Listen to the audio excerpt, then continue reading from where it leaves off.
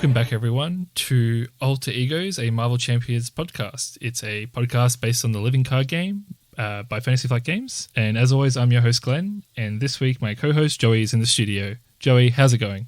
Good. How about yourself? Yeah, I'm great. The weather's changed for the better. And while we're still in lockdown, there's been a recent Marvel Champions release in the form of the Kang scenario pack.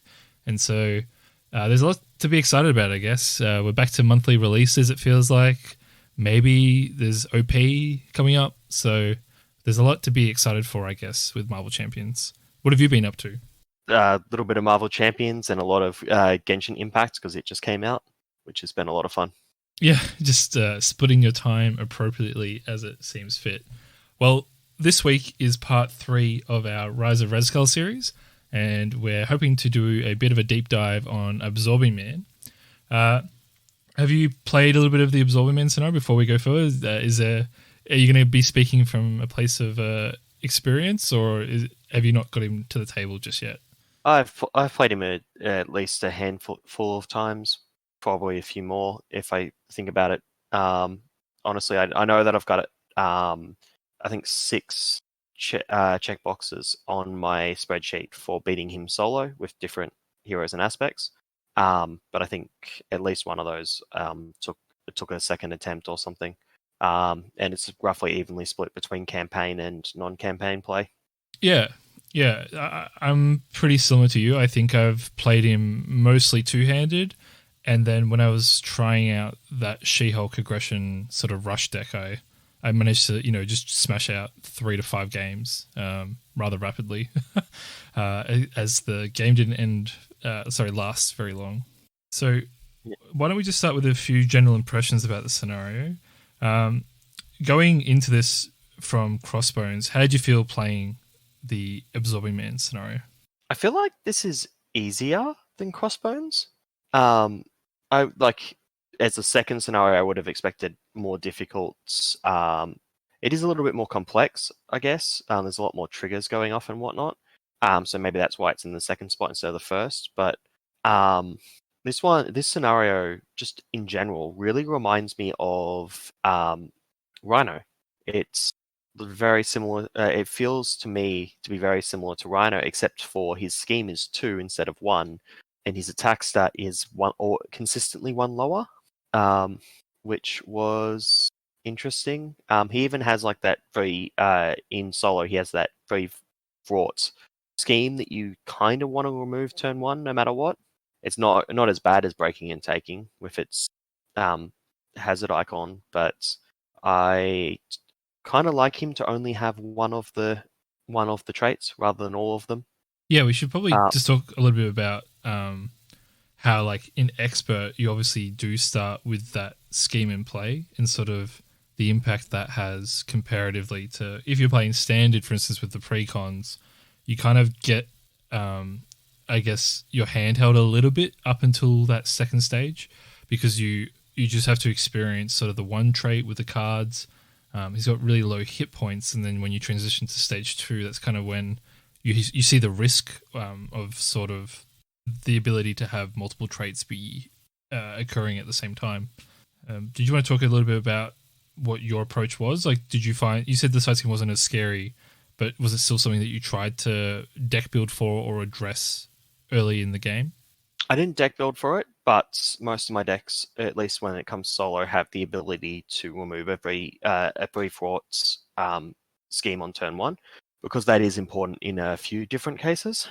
But the big thing was I would generally clear it turn 1 or turn 2. It wasn't too bad to leave it for a turn because unless you get Omnimorph duplication, it's not really that bad to just have to have all the traits, because the traits trigger an effect on most of these cards, and that effect just puts this card up to like the strength that it should have been to begin with. Like, discard 1 card at random is not really an encounter card. You are stunned is not really an encounter card, I don't feel. I think there's one that does 2 indirect damage. No, that's a trigger. That's an encounter card. But the secondary effect's nothing. I thought there was one that Oh no, it's the stun one. If it has the ice trait, it does indirect damage. Um, I managed to get like 4 stun effects in one turn at one point. It was silly. So I got stunned 4 times, but you can only have 1 stun counter. So I was just taking the indirect damage because I had an ice environment up at the time. But I don't feel like most of these cards are really that threatening versus like some of the cards that come in other people's scenarios. These are like the mid-level threats, the mid or low-level threats without the trait, and with the trait they kind of get up to the mid-level. The only besides the one I mentioned before, the Omnimorph duplication. If you have all 4 traits and flip that one, that's a lot of things happening. Yeah, I can see what you're saying where it can feel like, the cards, unless they get the kicker, they're not really punching through as much. What's interesting to me is that in multiplayer, particularly, I kind of notice it at 2-player, but at 3 or 4-player, it's a lot more noticeable that if you don't actually clear the side scheme, the super absorbing power side scheme, because removing 12 threat from a group of 4 can sometimes be challenging initially on round 1, depending on what your hand is. And as a result of that, you can go through the first villain phase and experience a lot of the different trait mechanics a lot more in detail than you might have in solo, where the chance to draw a particularly synergistic card is quite low. It really comes across as sort of, I guess, a missed opportunity, because you do get that first round where it feels like he's kind of firing at all cylinders. But once you clear the super absorbing power, because there's no other way to get the card back into the encounter deck before it cycles, he really doesn't have a chance to obtain multiple traits until you go through the deck again. And I found that a bit confusing, to be honest, because it really felt like what he wanted to do is, in a higher player count, you wanted different players to experience different traits happening at the same time. And so unless another environment popped up, in a tempo-based way, you kind of didn't get that feeling that it was kind of really all working together. It was just these cards, as you're saying, doing the US stun but no additional kicker, or discard a card at hand but there's no additional kicker of discarding 1 card. The dealing 3 damage versus 4. I could give or take that one, and I guess for me it's sort of, I feel like it's a little bit of a missed opportunity, particularly because there are 3 copies of the Omnimorph duplication, and I would have liked to see some way in his deck to have more than 1 trait in play. I'm not exactly sure how you do that, but I think the fact that we can only have 1 environment in play kind of limited the ability for him to sort of show off that element of the mechanic as frequently as I would have liked. I still enjoyed the mechanic, but it probably just wasn't firing at 100% the entire time for how I play personally. Something to note from Absorbing Man in the comics, it's a really big strain on his body to absorb 2 things at once, and which I thought was really weird, that like super absorbing power it'll be there the whole time if you don't do anything about it. So like I get that that's supposed to represent that, but I just thought it was odd from a theme standpoint that that if you're not dealing with it, you're not going and thwarting his scheme, he can actually just absorb all 4 elements the entire game. Yeah, that's a good point, right? So I'm not as familiar with Absorbing Man, and that is interesting that you bring that up. I think maybe for me, it might have functioned better then, and I think I've said this before, that rather than the environment surging, not that you can fit the text on the card as currently presented, but I think it would have been nice if instead of surging, the card actually went and found the treachery that's affiliated with it and revealed it, so that you do get sort of that sense of it firing a bit more consistently in a cyclical way. But I can relate to what you're saying about super absorbing power. But maybe, it would have been nice if that shuffled into the deck, perhaps, just so that it did come out a bit more frequently. But I think, again, the numbers would have to change. So, I'm saying wish list of things rather than talking really about what's there, and what is there are some really good ideas. There was just something I wanted a little bit more from playing on expert, but I can also see that after Crossbones, you might not want to feel like the deck is really out to kill you from the get-go. Because I think narratively, he's just trying to stall you to allow the gem to escape, if I recall correctly. Yep, that sounds like the correct storyline. And from the like comic character's perspective, that he would be the perfect character for that, because he actually is really bad in long fights. One of the ways that you can easily defeat him is just to let him wear himself down. Yeah. I feel like a lot of what can happen here is, particularly in solo, that sometimes he can get ahead of you both in damage or threat, particularly early on, depending on what gets drawn from the deck.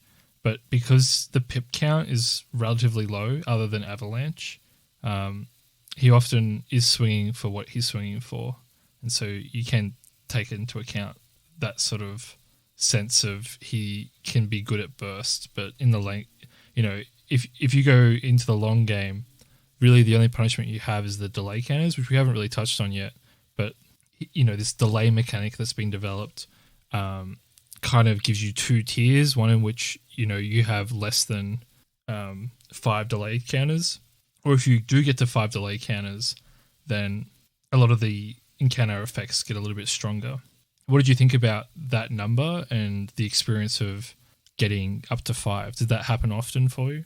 I would say it happened in about like 50-50. Like, if I think about half my games would finish either on turn 4 or turn 5, and the other half would go a couple turns longer. Even my slowest deck has managed to beat it in like 7 turns. It's always been between like 4 and 7 turns in solo play, which is interesting when you actually take into consideration the campaign mechanics and what those delay counters mean for the Red Skull encounter at the end. But the 5 points I didn't think was particularly scary, but the stall tactics card, where you're getting 1 threat for every 2 delay counters, if that flips up on like when you've just put down your 7th counter, like your 7th, or I suppose you could, if he's going to survive to next turn, 8th counter, you lose a fairly wide section of his scheme on that. But it's not the end of the world. But it's probably one of the more dangerous cards just in general, and could punish you if these counters ever get higher. But I don't see he's got nothing slowing you down, so there's no reason those counters should actually get that. It should get much higher than 5, 6, or 7. Yeah, it's kind of interesting how there's nothing really preventing you from kind of defeating him rather rapidly, just so you can continue with the story. I think that's intentional for a few reasons, but I definitely liked that there was a card like Stall Tactics that kind of suggested, hey, he might try and win via threat control. And it's a card, again, that's actually a bit stronger in solo play for the villain than in multiplayer, because obviously the delay counters aren't increasing by a player count. And so the Stall Tactics really has a greater impact at lower player counts. So the other thing we didn't really cover is that he has 4 environments that are really kind of driving that trait perspective on the villain design. And so I just wanted to ask you a little bit of your thoughts on what you thought about undefended attacks and how that played into your game plans. Were there games where you didn't have allies available to block in solo play, or were you able to kind of prevent those force responses from really firing too often? Too often. Yeah, in this case, they're kind of low effects, particularly before the 5 delay counter points. It's like 1 threat, 1 damage, 1 heal, and there's one more. What's the last one? 1 damage, 1 threat, 1 heal, resource. 1 resource. Okay, that's the worst one. So most of the time, at least in solo play, I'm either going to stun or use an ally to block. I'm going to be trying to do that most turns, at least 50%, but probably 60, 70. I don't want to let too many attacks go through at all. And because it's only getting like 1 or 2 attacks through, it's not a big deal. But one thing I did find really interesting was when I was playing a defense deck, so a protection deck built around actually defending. There was like no chance these were ever going to go off at all, and because the deck was built for defending, it had other ways to deal damage rather than exhausting, which obviously slows the deck down a little bit because you don't get the extra damage from your attack, but it works really well against Absorbing Man because you're never going to take these effects. He's relatively low attack, and as you mentioned earlier, relatively low pips. So you get unflappable triggers really easily as well, and then the only downside is you stack up more delay counters than you would with a full rush deck, but you're under no threat whatsoever, which was interesting when that came up. Yeah, I mean, I kind of don't mind that if you deck build, that there's some reward to it. And like you said, there is kind of a trade-off that maybe the delay counters get a bit higher. And so, if you do get it up to 7, you're really asking for trouble later in the campaign potentially. But I certainly like the idea that there was a villain that kind of threatened punishment for undefended attacks. It would have been interesting to see if maybe we get modular sets that, I guess, similar to like Under Attack, where there's surprise ways to create undefended attacks, that this scenario might age quite well. So like let's say you're blocking with your ally that's got 1 health left, but then you flip a card and it deals the damage to each character you control. That then redefines how this scenario kind of functions, because that undefended trigger is probably going to happen more frequently. I've been playing a lot of Lord of the Rings lately, and there's certainly what's called shadow effects in that game, that when you flip them over, they're similar to boost cards. When you flip them over, sometimes it will just say, like, the character, the ally that's defending just dies. And in Lord of the Rings, when you lose your ally, like in Marvel, you're automatically then presumed to be the character taking the attack as undefended. So it can kind of get you out of nowhere, and I really like those effects. So there's definitely potential here, I think, for that mechanic to be refined over time. And I think Under Attack is probably a good starting point where you could see if that's really influencing how you experience the scenario. I don't know if you have any thoughts on that as well. Under Attack is a pretty good modular set for this in general, because it works well with Rhino, and I feel like most of the threat from this guy is the exact same that you would get in Rhino. So Under Attack works well, as does Goblin Gimmicks. It doesn't have any of the boost effects, but if that hit that you happen to take happens to be the one where you've got the extra card from Intimidation, you really don't want to spend those 2 resources and slow yourself down, you can get messed up by that sometimes. And he does have the additional activations so that you can sometimes get surprise hit at the wrong time. And the third one that I would often pair with Rhino is, and thus Absorbing Man as well, is the new one, the Kree Fanatic. And Weapon Master will probably be fine too. But I don't have as much experience with Weapon Master. But the Kree Fanatic one, just in general, is pretty good. Yeah, I was just seeing if any of the Kang modular sets kind of contributed to this, but I think you've hit the nail on the head that really Goblin Gimmicks and Under Attack are at least a good start to that sort of experience lately. It certainly would shake up the experience. Though I actually don't mind Hydra Patrol in this set. The Crisis, does it have a Crisis icon? I can't remember on the side scheme. on I the do side believe scheme. it does. Yeah, so that like I do like that buys into potentially you're risking a thwart out if things get too out of control, and then there are a set of guard minions that kind of offer some minimal protection. In solo, it's a bit harder to consistently provide that protection against the villain. For the villain, but in multiplayer, that's those sort of mechanics come out a bit more frequently, and then Hydra Patrol, the side scheme, is more likely to come out, and so there is a bit more defense at play there. I feel to kind of give some incentive to the encounter deck to prevent players from immediately smashing down Absorbing Man. We've both already commented about this, but he does have relatively low hit points, and he is quite unlikely to receive tough or guard very often during solo play, or I play 2-player a lot in this scenario.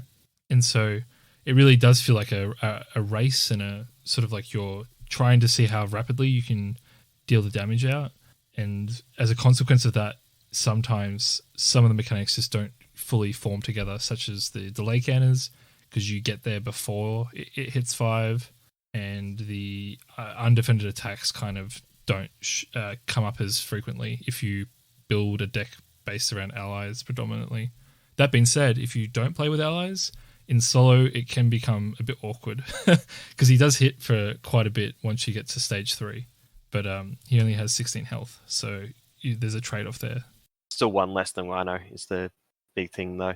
Although, just one last thing on the modular set with Hydra Patrol, I feel like that's the main reason that's included, is so that if someone plays Thor into this, just pre-built into recommended, at least then there's a minion there for it to hit. I don't think we've had any recommended sets currently where there's literally no minions, but there's no minions in this set. So if he doesn't have a modular set with minions, Thor will just cycle the deck. Yeah, in a way though, it's kind of reflective of the story, right? Like he kind of is by himself trying to slow you down, I think, while the gem's being transported. Yeah, it does work, but I think that the recommended set was probably taking something similar to that into account, considering we had the Thor pack is not that old when this was being designed. Yeah, the other thing I found interesting was the Avalanche kind of provided an interesting way for damage to kind of come out from a side scheme. I think acceleration icons are pretty good in the scenario for Absorbing Man, particularly in solo play. But the 3 indirect damage again, or 2 indirect damage, is particularly problematic if you don't have allies, because it's damage that you can't block with defense actions. So I quite liked that card was there. The 2 per player makes it relatively easy to clear, but the effect's kind of fun, and I thought that was an interesting addition to his set overall. Yeah, and he doesn't. I've found with Avalanche, it just didn't really do a lot. Like, yes, there's a little bit of indirect damage when it comes out, but like the only hit point that matters is that last one, and you just it's not a large amount of indirect, and it's always a set amount of indirect damage. And if it's really bad, you have the out of paying the energy resource. So there was just too many things, like too many levers I could pull to make it just not count for anything worthwhile. And then once it was on the table, it wasn't. It was just adding a threat per turn, which meant, yes, if it's going to be around for 2 turns, it's better to clear than to leave it there. But because of the speed of the games, it may very well not be there for 2 turns, because you're going to kill Absorbing Man before that a decent chunk of the time. Yeah, his low hit points kind of makes expedient play an engaging way to play. I definitely enjoyed that this scenario or campaign box provided a way to play that we hadn't really seen open up as much before. I really enjoyed that you could just put together a rather aggressive deck and really just try and push to see how fast you could defeat a villain. I found that quite enjoyable. I don't like to see it all the time, but I thought it was fun that you could do that with a few of the villains in this box in particular. I think it's like all the villains, isn't it? I don't think any of them have anything slowing you down. Predominantly, it's the first three. I think Zola and Red Skull are not as consistent in providing that experience, but you definitely can do it. It's just there are some roadblocks the deck can put up that make it less favorable. I guess the last thing we should comment on, because we haven't really talked about it yet, is just that he's stage 3 and sort of how he becomes a villain that directly on activation, like after activating, engages with the traits that he currently has. I just wanted to get your impression of, do you think that this sort of engagement should be reserved for something like stage 3, or do you feel like it maybe could have permeated a bit more throughout all 3 of the stages? I don't think it would have fit on the text box, unfortunately. But maybe it should. Maybe the stage 3 does not stick around for very long. It's got no way to slow you down and only 16 hit points. That's probably only a turn. You may even kill it on the turn you flip him, or 2 turns really before you get lethal. Because of that, at least in solo play, although technically scaling the number of players, they should be able to scale the amount of damage as well. And then if you're killing this in like like a turn or 2 anyway, this effect is only going to come up like once most of the time, and it's a little bit, but it's not. It's just like it's like a pseudo +1 attack and a pseudo +1. Well, it's a pseudo +1 attack, or it's a pseudo mutagen formula ability. So either he's as strong as Rhino, or he has the mutagen formula stage 2 ability without all the encounter cards, which are the main thing that make that scenario difficult. So it didn't feel like a lot, and because it's only on the stage 3, I just felt like I never this force response was just something that I had to remember that didn't really impact the game at all. Yeah, I think that's fair. I think it's interesting if super absorbing power is still out when you get to this stage. Like if you think about like in 4-player, the idea that 4 threat and 4 indirect damage has been dealt on top of his activations, it's kind of interesting. But with just the environment in play, I guess it's kind of less engaging. But I like that the effect exists in the scenario, and it's nice that it is there, present. But like you said, in solo play, you often clear him out before it really becomes too much of a issue for the player. Okay, so that kind of wraps out just our overall impressions of the scenario.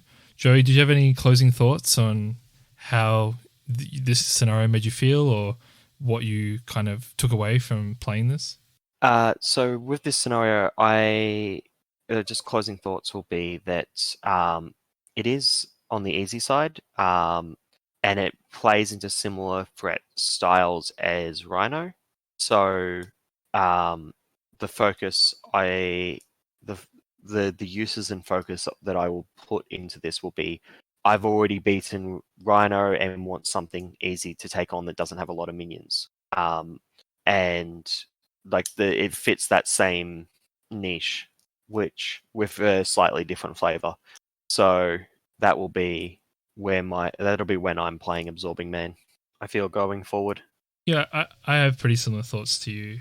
I play this scenario because I want something that's a bit faster to play, that can let me try out decks that are a bit more aggressive and neglect threat control, and that give me a different sense of what Marvel Champions can provide.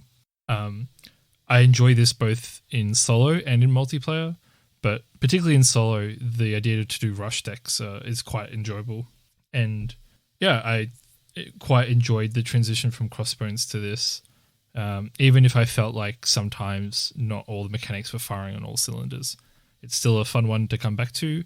And like I said, as more modular sets come out, I think it's a scenario I will kind of have my eye on to see how I can tailor the experience to what I want as time goes on. Okay, well, that's everything for Absorbing Man in part 3 of our Rise of Red Skull series. Joey, thanks for coming on, and we'll be back next week with part 4 involving Taskmaster.